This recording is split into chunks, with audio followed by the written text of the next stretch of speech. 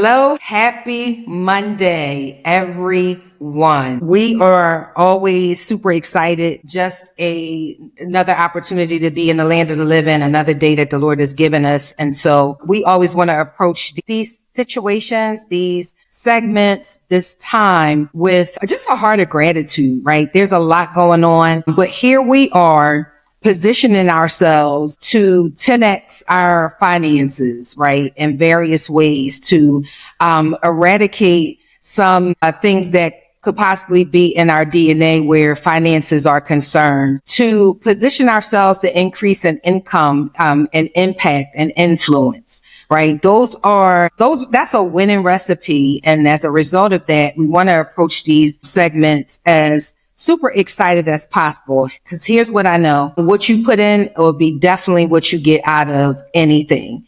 And so if you come to this as another obligation, you're not going to really get the substance that could come from it. Right. And our topic tonight is it's just profound in and of itself. And it's something that we are aiming for in the collective. Welcome to another Monday's Mastermind with the infamous Curtis May. We had part 1 last week. Today we have part 2. But before I do that, I want you to be reminded of why we started this collective and the importance of it. And I want you all to really take serious. Sometimes it's easy to go into our own little silos. Everybody has a busy life. And it's kind of okay to be doing our own thing. And there's nothing in and of itself wrong with that. However, we're in a state and time of history that is going to take some collaborative efforts to do some things that we need to get done, and just to make sure our quality of life remains intact and we can continue to live and thrive, right? You guys know me and you hear me say this often, and I hope you don't get tired of it. I pray that it gets so etched in your spirit that it becomes you. I believe that God created us for more time, more relationships, more money, more life. I don't believe he created us for cycles of stress, strain, or perpetual cycles of stress, strain, struggle, and survival. I don't believe that. Do I believe things have happened that have caused us to find ourselves in certain situations? Absolutely. But just as we had the power to get into a particular thing, good, bad, or indifferent,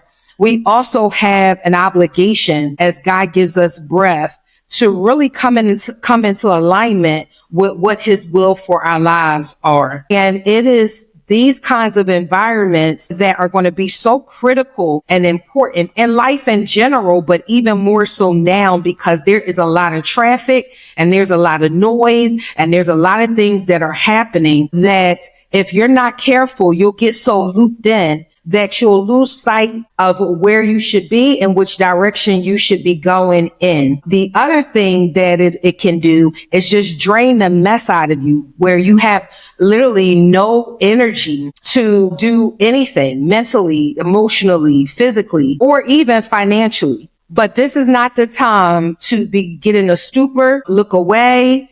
This is the time to put your head down for you, your family, and your community and go after it, right? Some things are long overdue. I personally feel like for us as a community, and so there are some things that should always be in play and that we should always be tapping in. But I had a bishop who said sometimes we don't need to be informed as much as we need to be reminded. So tonight we're talking about establishing your own banking system. You really need to be sharing with people about the collective, because here we're all about building businesses, investing in real estate. I'm going to DR at the end of the month. We're going to be doing more international investing. I'm going to tell you all a little bit about that and the opportunities you'll have there, and again, people say these sexy terms like I want to build generational wealth and, and legacy and generational wealth, but they forget nothing just happens. You have to position yourself to build that and create that. And we believe that inside of here, you'll have all of the supports, you'll have the resources, you'll have the tools, you'll have the tactics that can help you get there in a safe, easy, seamless, and expedited way, right? That's what community should be about. We get to pull on one another. So, make sure you share the collective with your family and your friends. This is the time to come together, lean in on one another, be in an environment that celebrates you, not tolerate you, that can elevate you, not try to diminish you. Like these are the type of communities that you need to be in. And I want to encourage you to do that. We have the link in the chat. Have people get in, because when we start, buying, we're going to start cutting some things off. And we have to do that based on just how we will be conducting those transactions overseas and domestically. So without further ado, our guest, he may be new to a few of you, and some of you may already know him, but I want to give him an opportunity to introduce himself in his typical Curtis fashion. He is a trusted advisor, and he's an experted person in this field of financial services. I like to say he has the connections of all connections, and that's super important when you're trying to build and when you're trying to course correct some things. I mean, we're talking about changing the trajectory of historical financial gaps that we are often plagued with in many areas, not just finances, but in education and housing. But how many know you need the finances to be able to affect change and to move the needle in all of these other areas? He is that guy. I love him. We fight a lot. Well, we fight often enough. But it is in good humor, and it's good for dialogue and growth. And so I appreciate you, sir, for once again coming to our community and being an asset and offering your gifts, your talents, and your skills, and your time and energy. So without further ado, Miss May. All right. Thank you. Just a little bit of that.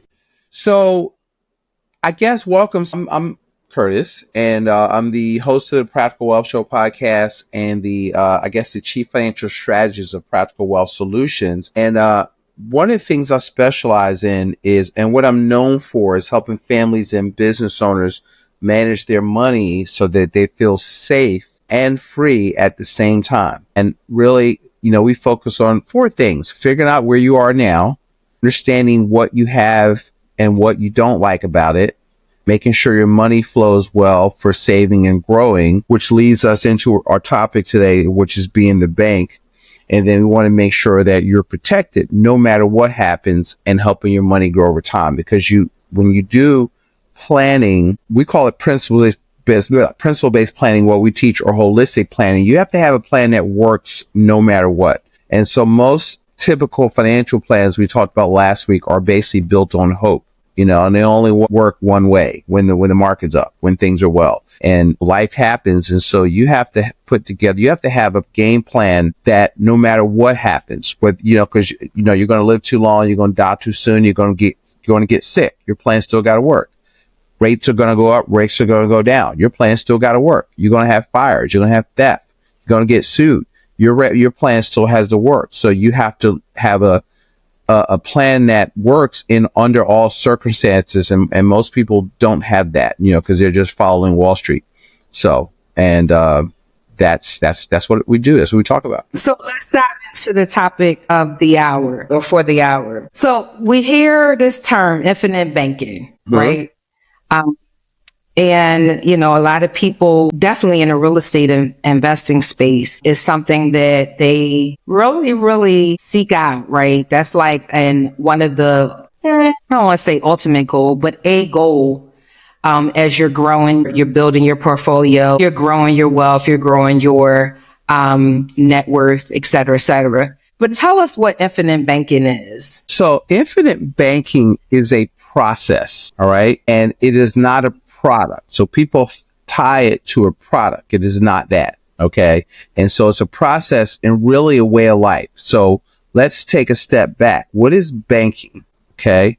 Banking it's storage. So every transaction that happens has to flow from one party to another.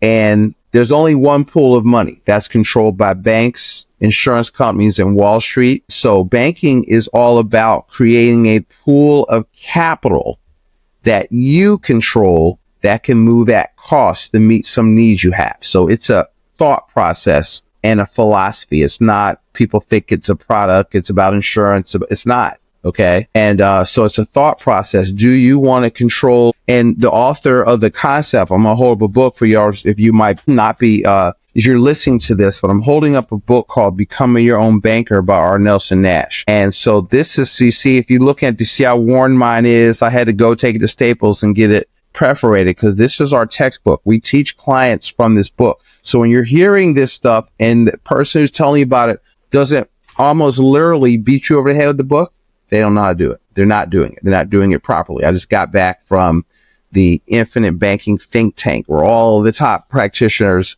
gather once a year. You know, it's a couple things a year, but on how to do it, on how to follow the banner of Nelson Nash of how to set this up properly. And so that's what it is. It's really a study of money. You know, are you controlling your own money? Who controls the banking function in your life? Because 35 cents of every dollar that you comes into your household leaves your life in the form of debt to others. So the process is about capturing that 35%. Because see, people are, Terry, they're always trying to invest. They're chasing rates of return. They're, they're trying to, they feel like they're behind. So they're trying to hit home runs.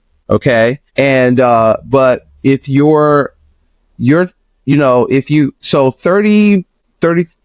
you are in business or you have a job, but let's say 40% of your money leaves your household in the form of taxes. Okay. 35% leaves your household in the form of debt and the rest to lifestyle. And you're lucky if you save according to the Federal Reserve, most people are saving less than 5% of their income. And then that money, if I really were to break down, they're not really they're not really saving it because they're putting in mutual funds, and mutual funds is not saving. They're investing it. So they're putting money in 401k. So they put their money in jail for 30 years. And so when they need a car, when they need some big ticket item, since they don't have access to their capital, what do they have to do? Right? Borrow, finance a cars, finance stuff, because they're taught to put their money in little, what I call silos and 529 plans and just these different things. We don't have extra money. You need to use other people's money because see, you finance everything you buy.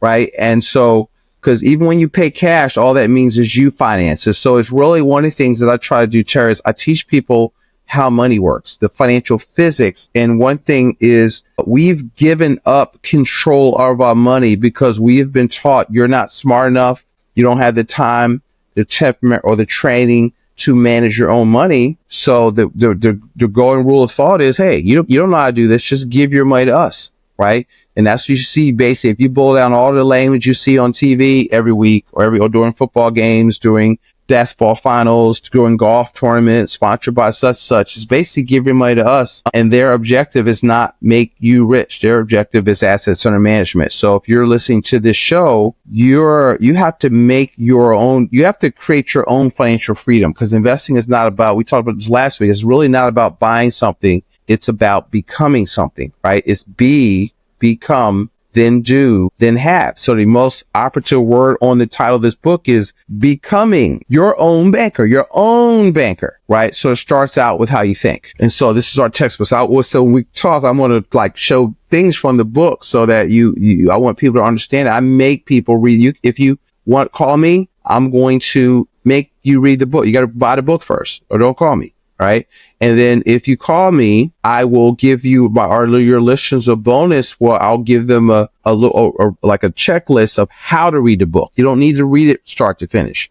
And then I'll give you a little report towards the end to go with it, but how to read the book and how to get the thought process in your mind. And so what happens is, think of the process of banking like a turbocharger, right? So a turbocharger makes everything more efficient and works harder. So if you're an investor, it'll make you a better investor. It's not about rates of return, but it'll help improve your rates of return.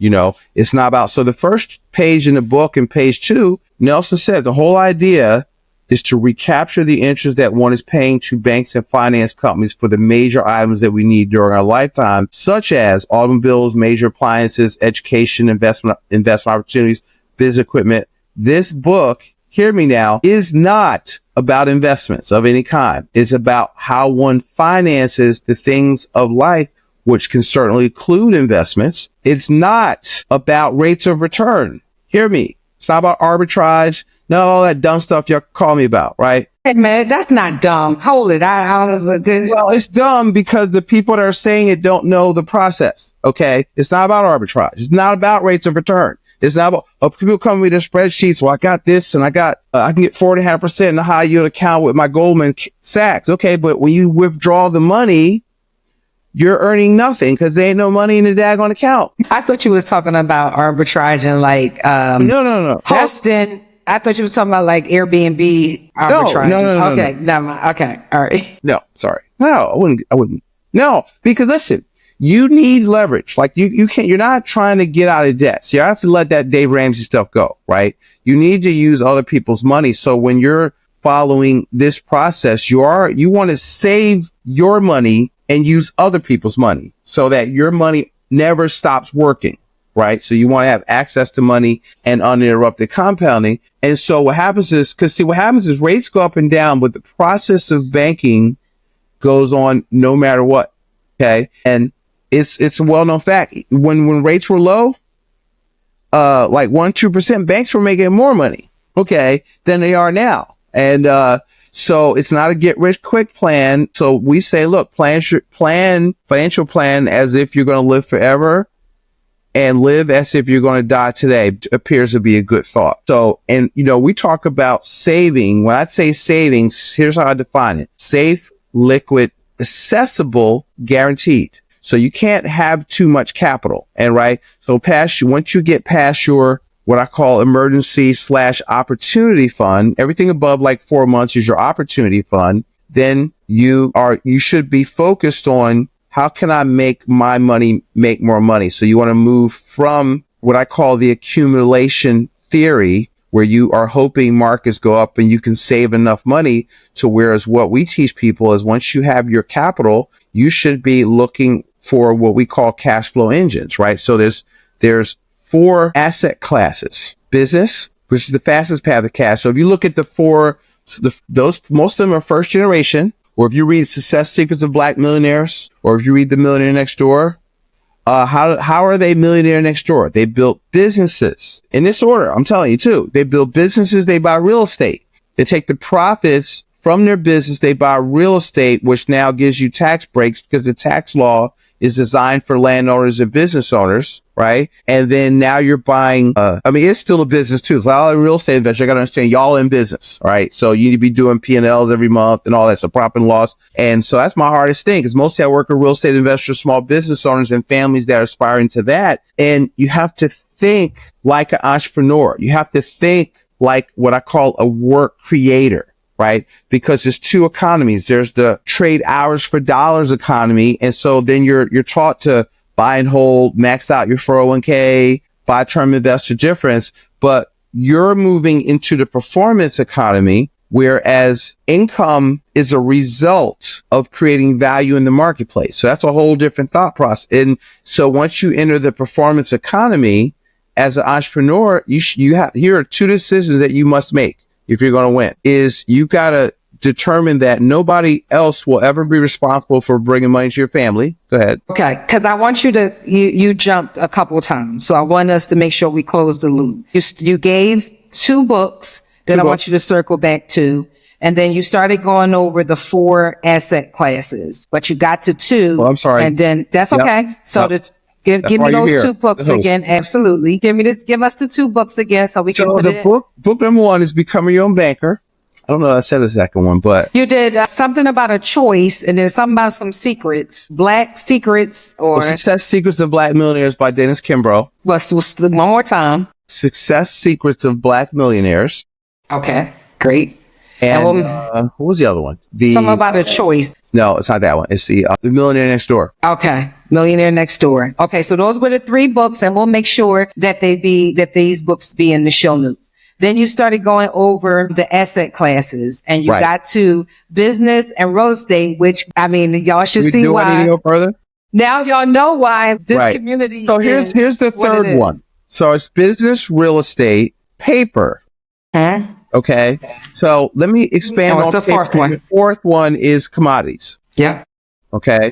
So for most people, it's business real estate paper, unless you're a credit investor where you could pay commodities like oil and gas, gold and silver. Although I don't view gold and silver as an investment. Okay. No. And we're going to have opportunities to Right. invest We're not in gonna go gold. there. We're going to go No, there. I like and it. Here, I just don't view it and as investment. I view it as money. Okay. No. I view it as money. And so, but let's just stay on the top three. So it's business. I call it the ugly cash flow triangle, business, real estate, paper, right? So paper, y'all know real estate, and there's tons of ways to do that. And that's why Terry's here to coach y'all and be in her community. Business, there's lots of different ways to do a business, but there's only like 4 ways to grow revenue in a business. And I teach that. We're actually going to start a business owner community for that, because I don't see that many good business groups, at least locally where we are. So I'm going to start one. No, and that's the pulse of our community, the collective, is to help build solid, sustainable businesses where they are operating with efficiency. And, somebody told me, oh, I got a business. Okay. Do you have consistent clients? Do you have consistent cash flow? No, you don't have a business. And how do you do that? Right. Yes. And so that's where I'm good. Like I'll listen, and cause I'm third generation. My dad was in business. My grandfather was in business. So, and I never, my dad told me never make any money work for somebody else. So I went to Winston-Salem State, go Rams. And I thought you majored in business to go into business. So it didn't really occur to me to go work for somebody else. That wasn't the plan. I just realized the NBA was not looking for 5'11" two guards. Kind of thrust me into the dream early. So the paper though is what you're thinking about, mutual funds and 401ks, mutually, which are still mutual funds. It's also EFTs. It's, I'm still debating on where I think crypto lies, because I view it as a speculative asset. So, but I would call that paper. Not a huge fan yet. And, tax liens, notes. I've got a lot of clients that buy notes. Short-term, long-term notes, getting 8-9%. You could paper syndications. Syndications are kind of real estate and paper, what else? Other things called life settlements is paper. So the reason for my show exists because I was realizing, look, there's a lot of things you can do outside of Wall Street. And, I'm curious. And so I interview a lot of these type people where we're talking about, and one of the things I try to get across is that success leaves clues, right? So even if they're a syndicator with, or a multifamily person with, I had this guy interviewed a couple of months ago through 50 multifamily properties. But he bought them all with owner financing. So he's only used for his $300 million of properties, like 200,000 of his own money. Well, how did he do that? What's he thinking about? What do you do? Where do you find them? So I talk about that kind of stuff, right? And so if they are a big syndicator, a lot of them start out with a duplex, right? And how do they underwrite deals? See, so even when you're listening, when you're hearing these shows, you should be taking notes. And how can I add that to my thought process? Because success leaves clues. And so you can cut down on your learning time by getting around successful people, paying attention, and then creating, so when you're listening to this, you should be creating. I have our clients, when I work with them, Terry, create what I call an action now list. And I want to find out what they want and what they want to take action on. So action now, write down, I'm going to pick up, become your own banker. Yep. So, and I'm so grateful that you're one of our contributors in our community. And so, we'll be doing a ton of things. They'll be seeing a lot of you. But you did hit the head on the nail, which is you have to start thinking and putting yourself in these stories, right? In these scenarios, in this process. And he's going to delve a little bit more into the process, but the product. I'm going to go into the product, but I want people to understand there's a difference. Understood. But I'm going to say it's key important, right? That before it can take root externally, it has to take root internally. And so you have to be able to grasp this stuff in such a way that it's becoming of you. That's that whole, one of the things, places he and I are aligned on is we don't believe people have a doing problem. We believe people have a being problem. And a part of you becoming is you embracing this and embodying this and seeing yourself in this. So with that, who is infinite banking for? Is it for the other guys or the ultra rich? Who is infinite banking for? Yeah, no, it's really not. So even in the book, he starts out teaching. Matter of fact, I'm gonna recreate it adjusted for inflation. A 28-year-old young man that was buying cars, and he would put I don't know, $25-$30 a month into term insurance, but pay $250 a month on a car loan. Whereas if you'd put that $250-$300 a month in a properly designed dividend paying whole life policy, that's the product we use, for 2 or 3 years, he'd have had enough money to buy the car himself using his system, right? Because a lot of times when you get just understanding what's going on, we say if you know what's going on, you know what to do. It's not for rich people. If you got money, it's great. It's really, you just have to have patience. You have to save money. So saving money starts with, you got to learn to spend less than you make. Okay. So I don't care if you work for McDonald's, you could do this. Now, the problem is you got to have the discipline. You got to think long range. See, most people are, if you're stuck in scarcity, this won't work for you. If you're not coachable, it won't work for you, but you don't need a lot of money. I got clients that make 50,000. I got clients that make $500,000. I got people that put $10,000 a year, $5,000 a year. I got people that do $100,000 a year through the strategy, but it's all relative to what you're doing. Like, so I teach people my framework. I'll hit this real quick and then we'll get into it, because who's it for?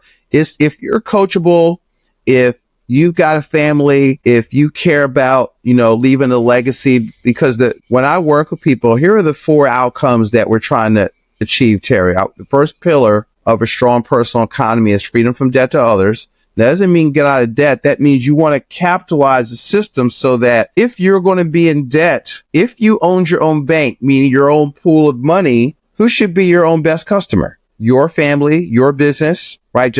So that's one. Pillar number 2 is ready cash when you need it. So I want you to be liquid 6 to 12 months. We got to work towards that. My third pillar, and this is where Terry comes in, you've got to develop passive, or what I like to call asset-based income you don't have to work for and you can't outlive, right? And then the fourth pillar, we both believe in this, is a legacy of wealth and the wisdom to go along with that wealth. And I want that wealth to transfer tax-free. Okay. So that's the result. That's the end of the movie. That's what I do. Okay. Chris, what do you do? I do that. I help you do that. Okay. Just for clear. So now here's the framework. Principles drive strategy. So now banking is a strategy. So here is the framework for the banking strategy. So the principles are spend less than you make. There's 6. Spend less than you make, save 15-20% of your gross income, maximum protection. So you have to play defense, legacy, guaranteed, 6 to 12 months of liquidity, and focusing on velocity of money. So when you're in Terry's community, y'all are working on velocity, not accumulation, right? So you need a coach for that. Okay. But I'm telling you, the accumulation theory will not get you where you think you want to go. All right. So now principles drive strategy. I'm going to talk about one strategy, being the bank. So here's the framework for that. We teach people to do that. You want to earn money, obviously, because I can't steer a parked car. Then you want to bank it. Bank it meaning save it somewhere that allows you to be the bank. All right. I'm talking about that next. You want to borrow against your bank, collateralize it. You want to spend it. What do you spend it on? Major capital purchases. What is that? Anything you can't pay for in full within monthly cash flow, then you don't want to use your cash and liquidate your capital. You want to save your cash and use other people's cash, get what you want, and have your money grow uninterrupted. All right. And then the earn it, bank it, borrow it, spend it, repay it. Oh, the other thing you spend it on is opportunities to make money, right? So down payments for coaching programs, for big, things that make money. Is notes. We have people, buying, we got people do all kinds of stuff with their capital, right? And then you repay it with interest, right? So if you were to, let's say you're a real estate investor and we can get you money from the financial institution, our financial institution, the insurance company at 4%. And what's a hard money lender cost? They're ranging right now from 11% to some upward, I want to say 13, 14%. So now here, get this. So if you used it for your own bank, then if you were willing to pay outside capital for 11%, what should you charge yourself for? Because your bank air quotes, and your business are two separate things. So you have to you have two businesses. One that gives you a paycheck, and the banking business, you have to run it like a business. We teach our clients to treat it like a franchise, and then you repay it with interest, and then you wash, rinse, and repeat. Strategy drives, notice this is last, tactic. So a strategy is what you do. So it's be, then do, right? And a tactic is what you buy, right? So what do we buy to implement the strategy? Hear me now, properly structured dividend paying whole life, not universal life. Okay. Hear me. Okay. That's like you said, using IBC and index universal life in the same sentence is like cursing.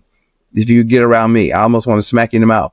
And they'll smack me back. Sir, we do not promote violence on the Terri Talk Show. Don't let I mean, I am too, but we have been delivered. We ain't going to be busting people in the lips. But I'm not. point taken. Duly noted. I feel very strongly about that, but because there's a lot of charlatans that teach that, and they're, it's just, it doesn't work. And if you email me, I have a mini course. I'll show you how all the insurance works, term, whole life, and universal life. Yeah, I know it comes from a very good place. So from a good place, you gotta know how it works, because if you have to get with somebody that understands this stuff, right? And because I'll most time I'm cleaning this stuff up. People will call me, they heard something, I'm gonna get whole life, and they call me after I do a workshop. Yeah, I bought whole life, or I have term insurance with my job. Can I do it? No. I have term insurance. Can I turn it over? No. Depends on where it is. It's got to be convertible with a good company that you can do it with. And properly structured dividend paying with a mutual company. So that statement, I've just narrowed the field down from, I want to say, 1,500 companies, 2,000 companies, down to about 15 that you can do it, have the right riders that like the concept, because there's mutual companies that don't really love the concept, and they penalize their agents. They won't structure it so you get early cash value. That's what I mean by properly structured. And then they really push against you actually using the cash value, even though it's contractual that you can do so. So you've got to be somebody that supports you, where you have community, where you're getting service. We help our clients create amortization schedules. I had a guy this morning call up, get a loan. I said, all right, when you get the loan, we've already calculated his payment. He's going to pay off a credit card. I said, look, you're paying this. I want you to pay this back to the insurance company. And then once we clear it up, guess what? That's for him, it was like $600. That's $600 a month of free cash flow that now goes to savings.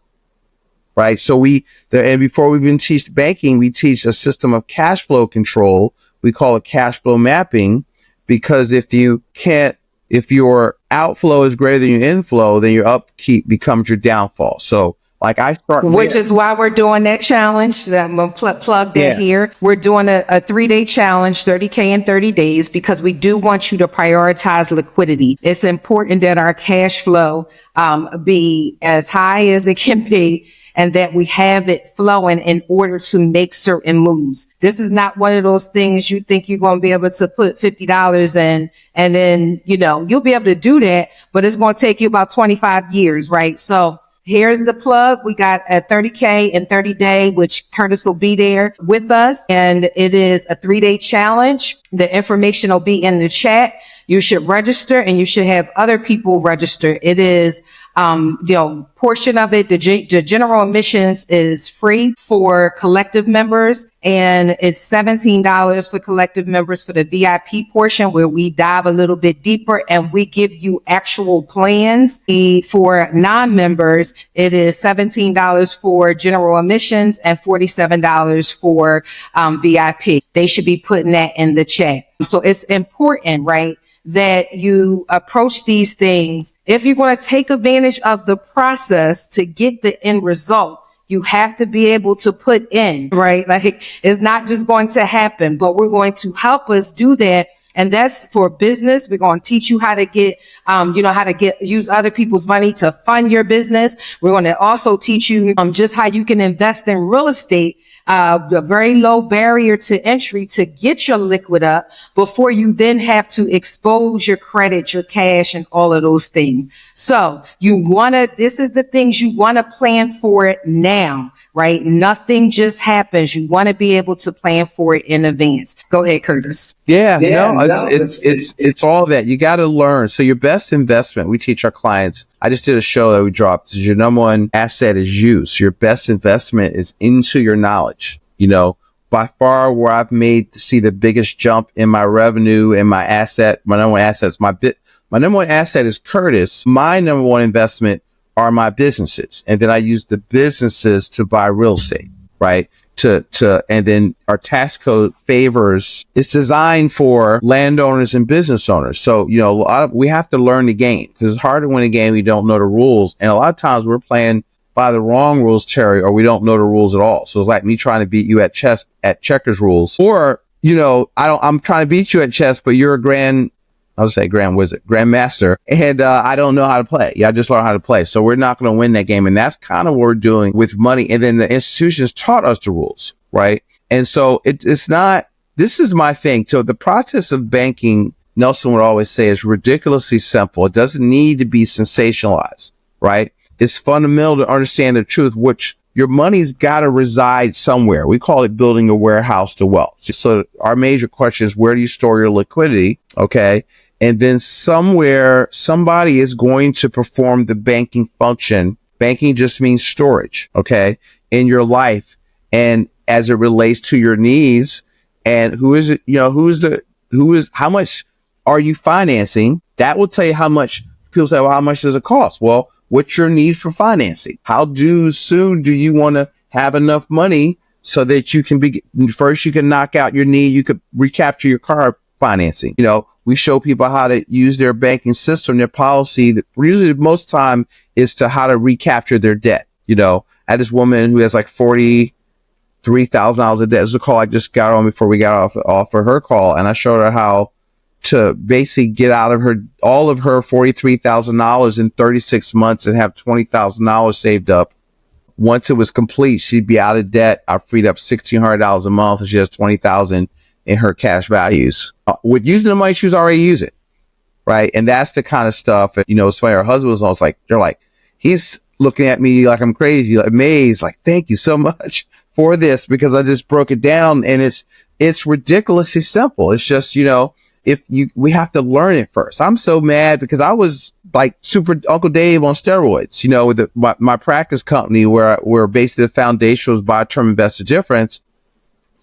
I read Rich Dad Poor Dad in 1999, and I realized, wow, everything I'm teaching is not what he's teaching. Although I thought I was, in the field, and this is not working. Then the more I got into it, the more I read it.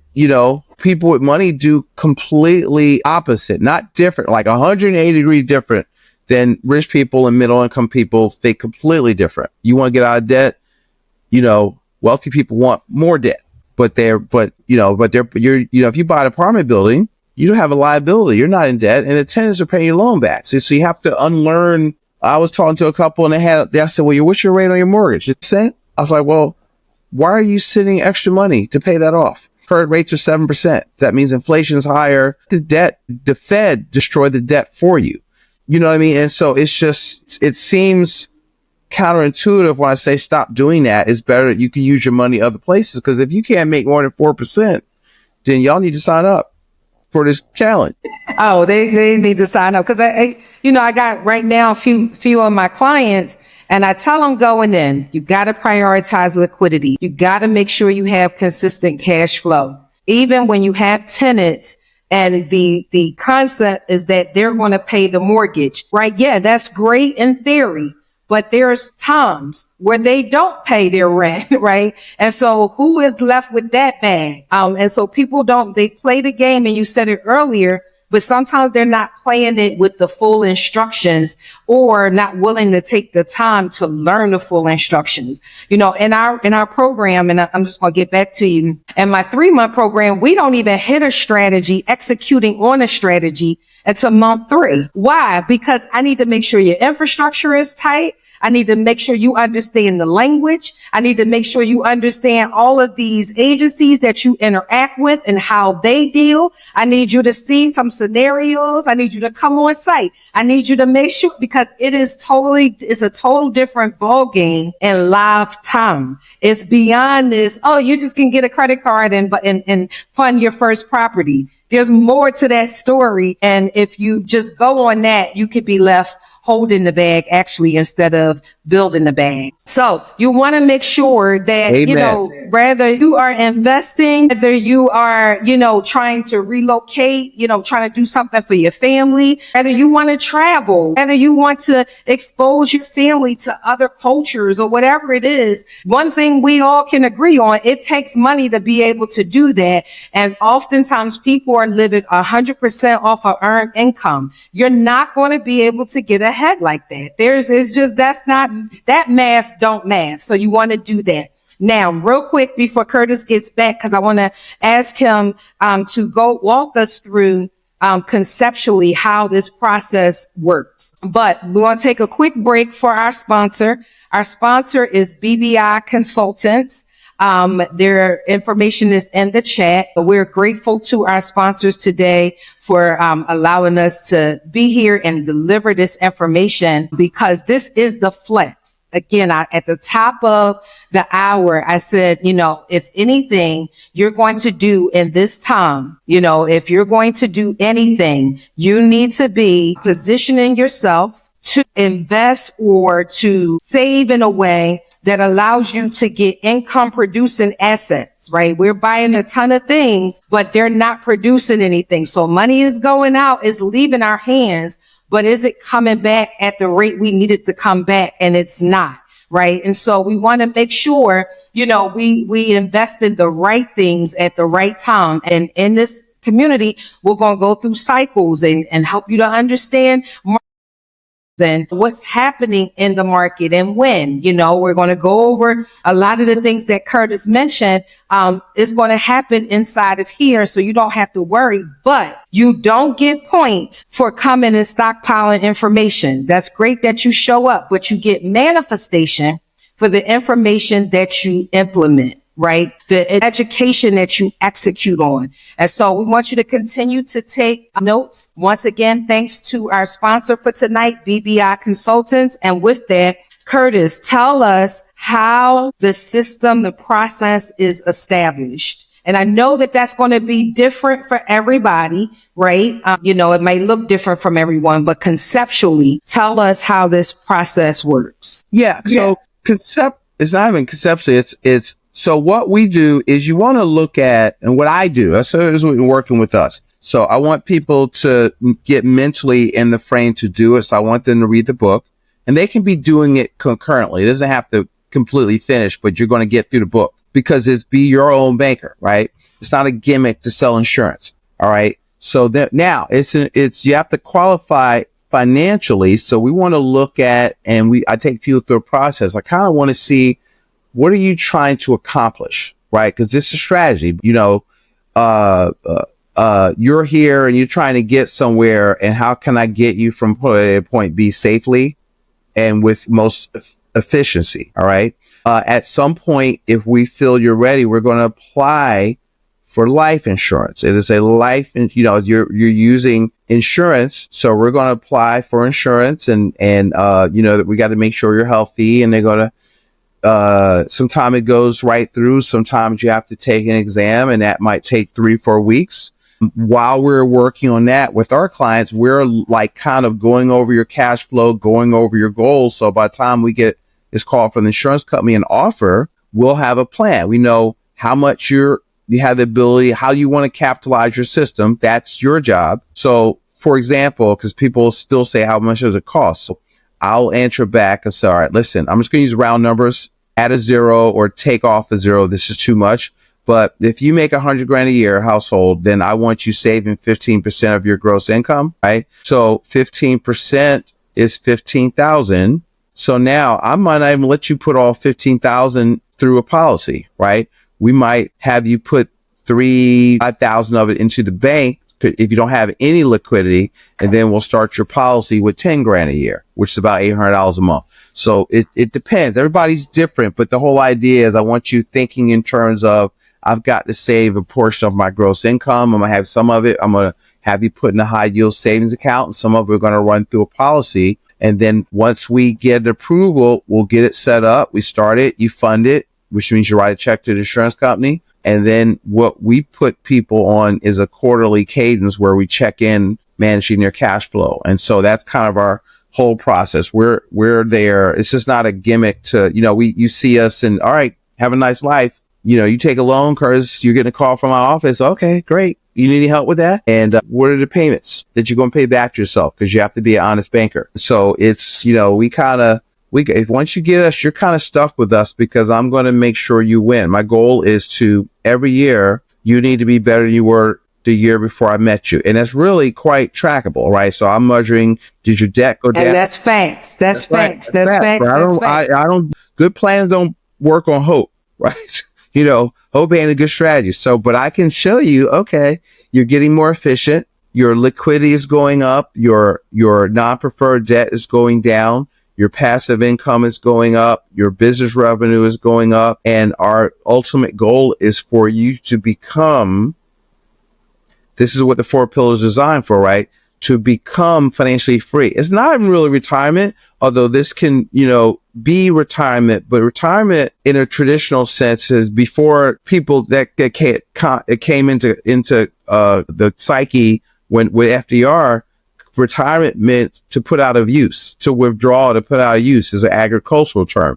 So what we talk about in Practical Wealth is we want you to be financially free. All right. And financial freedom is a capacity, right? Meaning that you can live like you want to live from the income from your personally invested resources.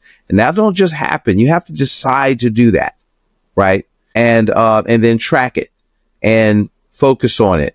And you don't just walk, I'm going for a walk, and you end up on the top of Mount Everest. How'd I get here? I'm on the top of Mount Everest. No, you got to go, to Nepal. You got to get base camp. You got equipment. It's the same ascent to financial freedom. You got to prepare. You got to learn some stuff. You need a guide, which is called a Sherpa. So think of Curtis and Practical Wealth as your financial Sherpa. So, and it's fun though, but it's because when you talk about creating generational wealth, when you read Rich Dad Poor Dad, the whole title of the book is Rich Dad Poor Dad, Would Wealthy People Teach Their Kids That the Poor and Middle Class Don't? And so, and if you don't learn these rules that both of us are trying to teach you, the only thing you can say is go to school, get your education, get a good job.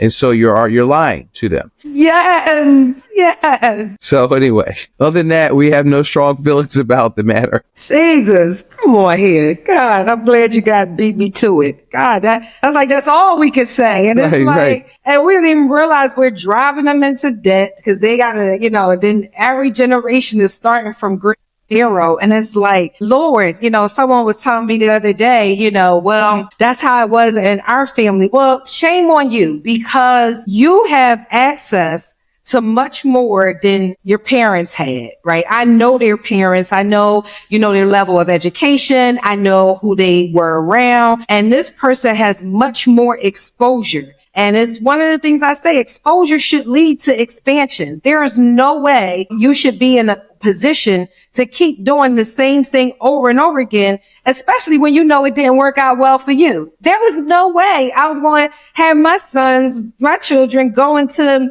funding college on their own. I didn't like that. I don't know about anybody else, but when I had to go and file as an independent student, I worked 2 jobs. I was a RA, plus I worked outside of school. Mm-hmm. And because I didn't commit to total learning during my high school years, I mean, I had to study 3 times over. That's a lot of stress. I couldn't even enjoy all that college provided for me, the space, I just wasn't, I never was settled because I had so many things I had to worry about. And so these spaces are for us to ensure that, we are healing our generations, healing and providing healing to our financial DNA based on where we've come from, and I do believe you can heal 10 generations forwards and 10 generations backwards. I'm gonna say this last thing and then you can finish with, is it like the bank where you put money in and withdraw it? Just hold that thought.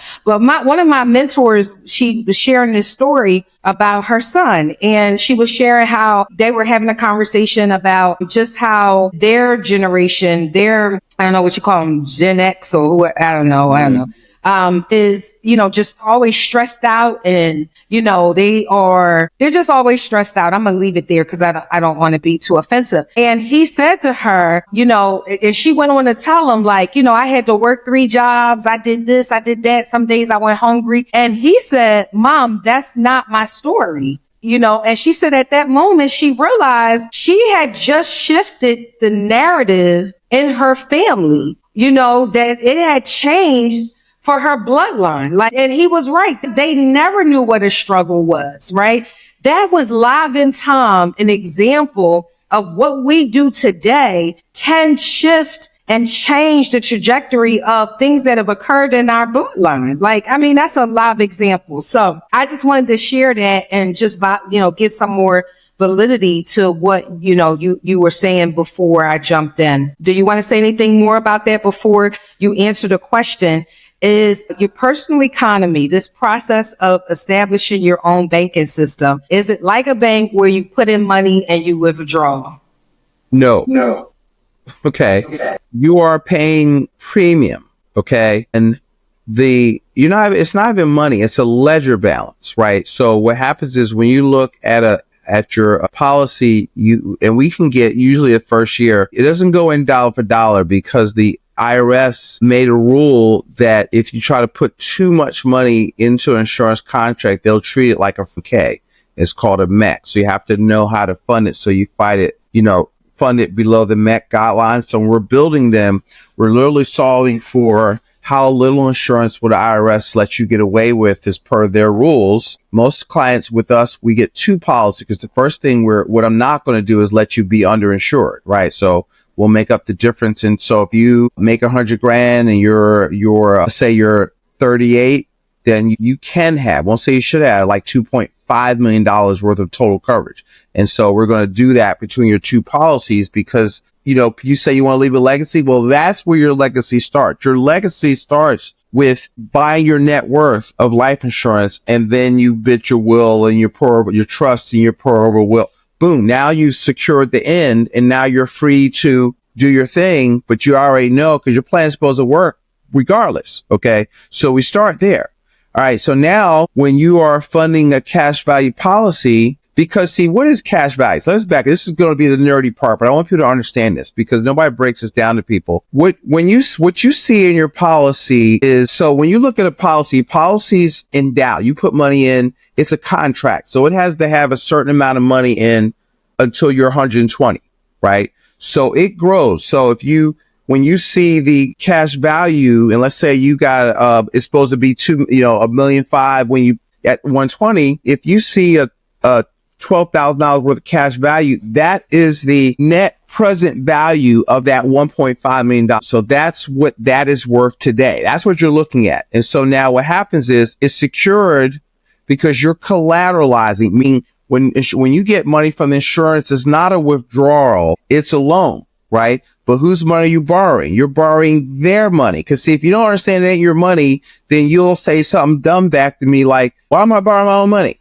You ain't borrowing your own money. You're borrowing their money, right? And because if they loan it, the contract says it's a contract, right? It's contract law. And so they have to give you money. I have people, get 100,000 in like 3 days. And all they had to do was, fax a 1-sheet piece of paper. And then 4 days later, 100,000 showed up in their account. Now where'd the 100,000 come from?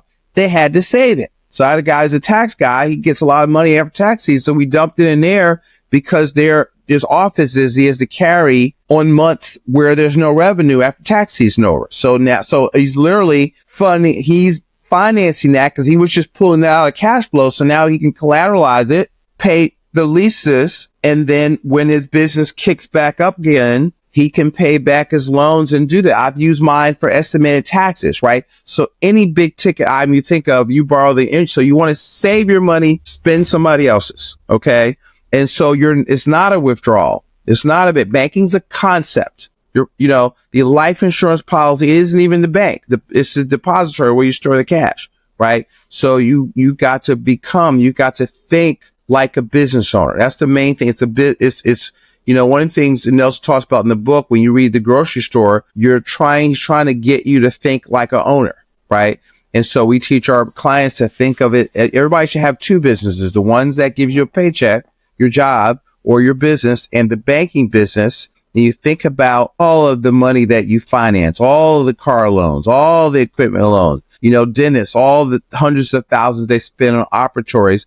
That's money leaving your personal economy. So you're running around chasing investments, but you're giving away 2/3 of your money. So if you've got a bucket and it has holes in the bottom, my humble suggestion is that, hey, it's maybe instead of just focus on turning up the faucet, how about we plug the holes? So what do you do, Curtis? I'm the hole plugger guy of your personal economy. How's that? This guy. Yes, one of the things that I'm always going to be a proponent of is you got to start with a plan. You got to start with a financial plan. Even with investing, it's like your money needs a job. It needs to be employed. You need to tell it where to go, and you need to have some end goals. What are you trying to get to? What are you solving for? Today, tomorrow, generations to come. Like, what is it that you're trying to do so that all of the other things that you do, your activities, are meaningful, right? I believe a lot of people are so unfulfilled because they're just throwing things against the wall and trying to see what sticks. Even people in business, they're like, all right, well, maybe today I'll make some money. Maybe today I won't. Maybe today, no, what is your why? Why are you think that way? You are not in business. And, cause my dad used to always tell me, listen, your store's got to be open. And whether sick, depression, you don't have that luxury. You need to get up. You got to open the store.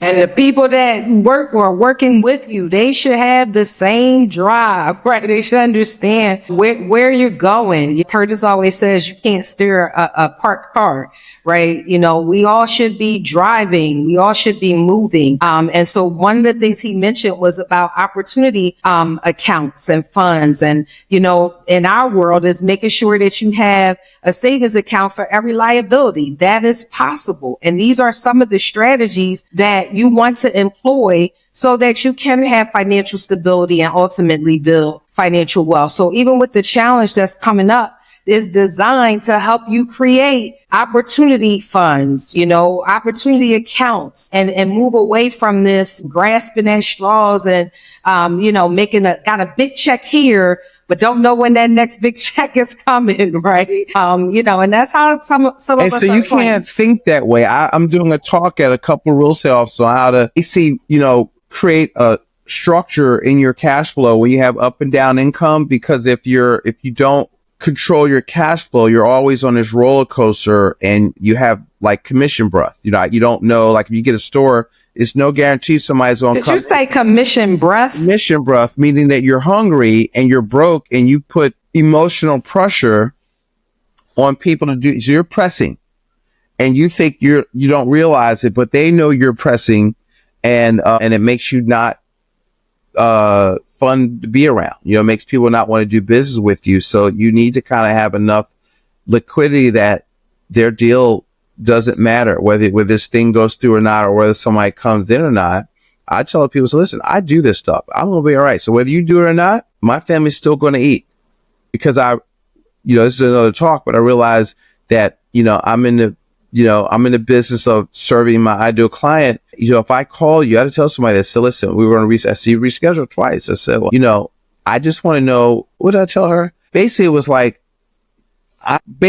I want to have a conversation that improves your life, right? So I see some areas where I can do that, but if you're not serious about moving forward, don't bother rescheduling. Listen, that's real. I think sometimes we drag, we have people dragging us and we don't even realize it. And, that's what good business is about, having that type of conversation and, stopping the bleeding earlier. Because think about if you had 20, I know that you wouldn't. Say if you had 25 people like that, how productive is that? And so even within inside of this community, it's like, we don't want to be that person. We want to do business with integrity. We want to do business consistently. We want to have credibility attached to it. And we want to be able to have the flow that the business is designed to give us.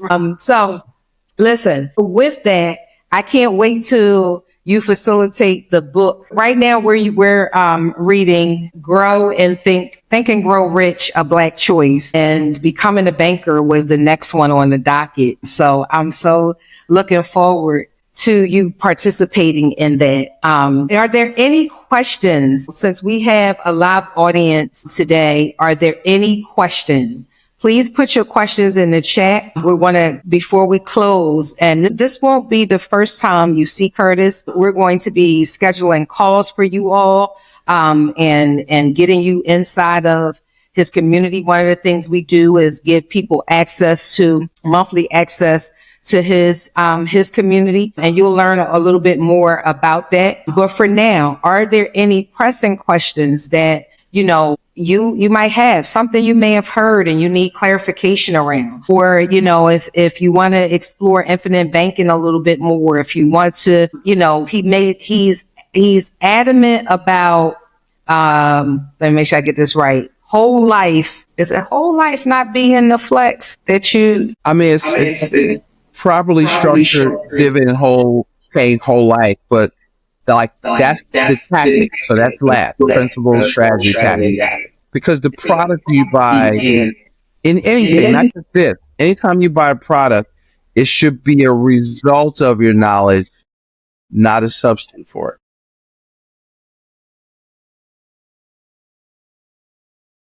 When you buy a product, it should be a result of your knowledge, not a substitute for it. So if you don't know why and you don't know how it works, my basic philosophy is, when in doubt, don't. Because my job is to erase the doubt. It's so simple. You overcomplicate it because you're overthinking it. Most of the time people haven't done their homework. So you got all these questions because you haven't done the homework. Well, why am I borrowing my own money? You're not borrowing your own money. You obviously hasn't read the book. So, so I'm going to send y'all a report if you'd like to have it as a gift to come on here. So if y'all will text Be the Bank, BETHEBANK, all one word, to 55444. That's Be the Bank to 55444. We're going to send you our report, The Value of Liquidity. We're going to show you some case studies of how to use this, a strategy of having access to money and and using other people's money, preferably not paying cash, and how to kind of do that. And then once you'll be on my email list. And then if you get the book, just go to Amazon and get Become Your Own Banker. Then if you email me, I will send you a Cliff Note version and a mini course on how to read. We already have it and we put it in the back office. So you have that inside of the collective. And I posted the report that he's referring to. If you look back at maybe 2 weeks ago, and we'll get it to the top of the feed. I put it I posted it. So we'll make sure that you get that post again. So don't worry about what did he say? How did he say it? We got you. It's all designed in the back office for you. Okay. Are there any questions? All right. Okay. Let's make sure everybody is still alive, out there. How are you feeling if you are, interested in establishing your own personal economy?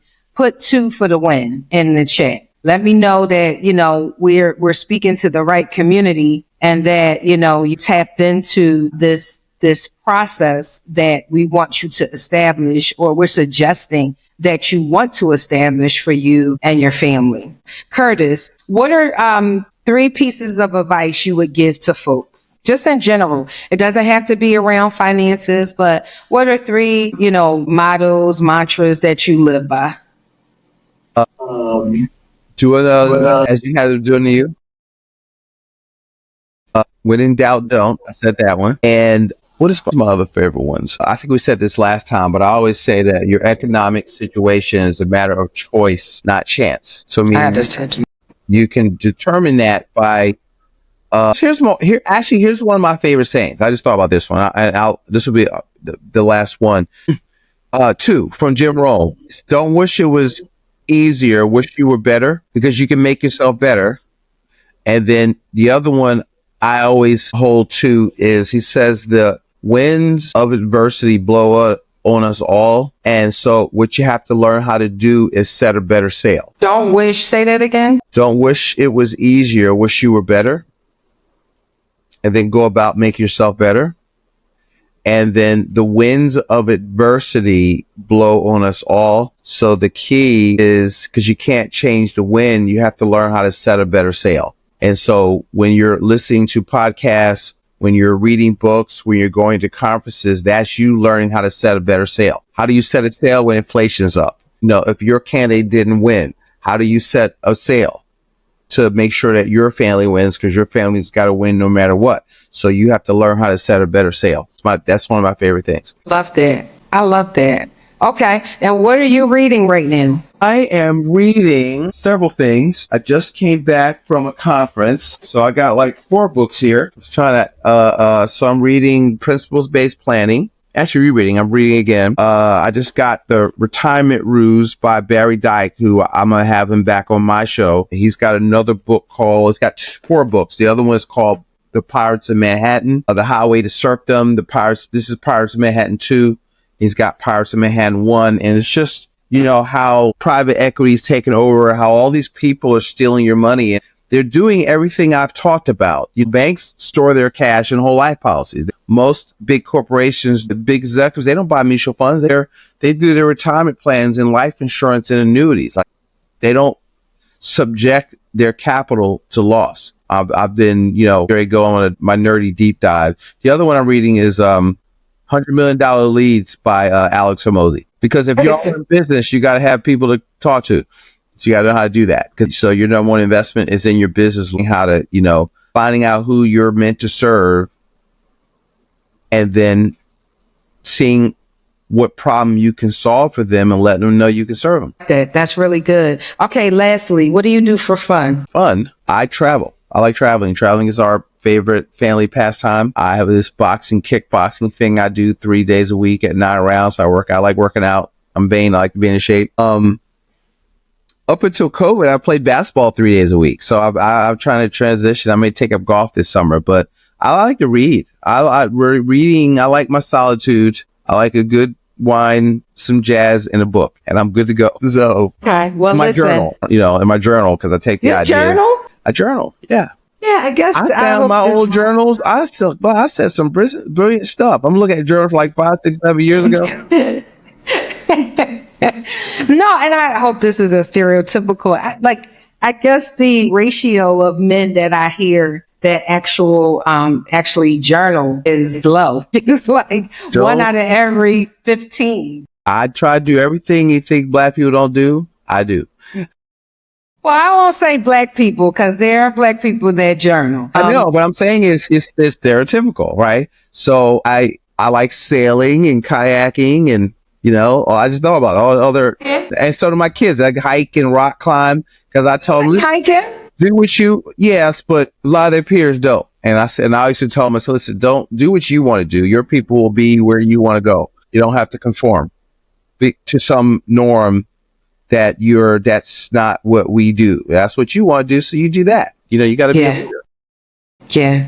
Yep. You definitely have to be a leader. And I'm learning that more and more. Like, be, free in the skin that you're in. Figure out what it is that you're supposed to be doing and do that. Right. And, as someone told me, the market is saturated. No.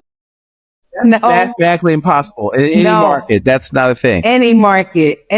Because another book I just finished is Cash Confidence. So you got to, if you don't have competition if you're constantly focusing on empowering your clients and making your clients better and obsessing over them, their well-being, and serving them, you won't have any competition because nobody's thinking about that. And you don't have that. And so I obsess over how can I help our clients win.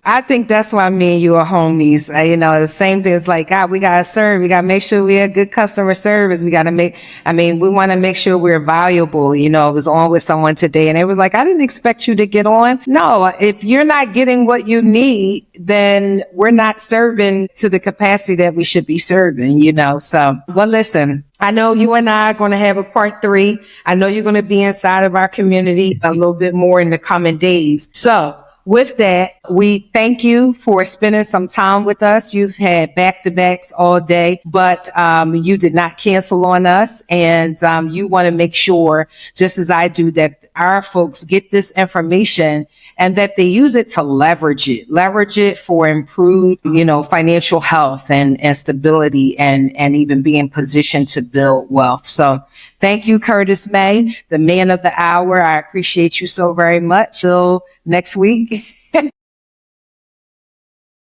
So go to YouTube and go at Curtis May and check out the Practical Wealth Show. If you want more of the madness that is Curtis, we got good 700 videos over there for you. So yep, everyone is saying thank you. So good night, brother. I'll talk to you tomorrow. All right. Take care, guys. Have a good night.